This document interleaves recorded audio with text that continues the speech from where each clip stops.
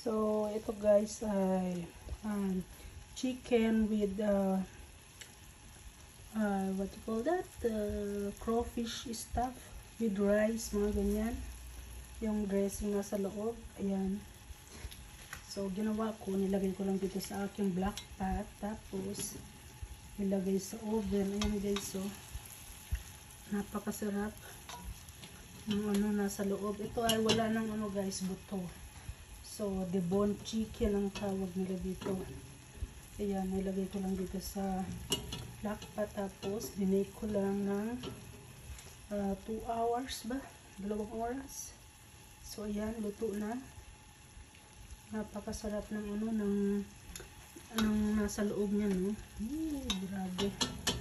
Super yummy. So, ayan guys, yan ay para sa aking tawag dun, hipag at saka sa aking bayaw. Hati silang dalawa dyan. Yan sa amin naman ay nilagay muna namin sa freezer. Tsaka ko lulutuin sa New Year. Yan debone chicken, wala nang buto yan.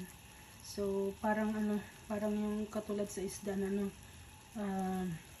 wala nang tinik. So, ayan guys, luto na. Tingnan nyo naman kung gaano kasarap itong chicken with the crawfish or rice nasa loob, mga ganyan. Napakasarap guys. Ayan ang ating chicken. Tingnan nyo naman ito yan napakasarap guys. Nakahiwalay kasi kanina yan babaliktarin ko, kaya ayan natanggal yung isang part, yun nahiwalay tuloy. So ayan guys ang aking niluto para sa aking minamahal na bayaw at hipag. So gustong gusto naman lang mga luto ko, kaya ayan nalulutuan ko sila guys. Ayan, napakasarap nito. Gusto ko matikman, kaya lang para sa kanila yan. Pero tinikman ko naman ng konti, ang sarap. Grabe.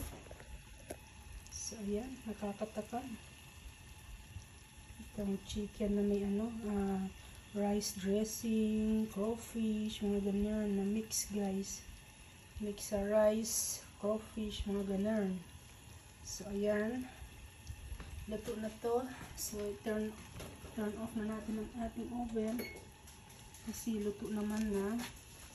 Tapos ibabalik lang natin ulit sa loob para ayan, para tawag doon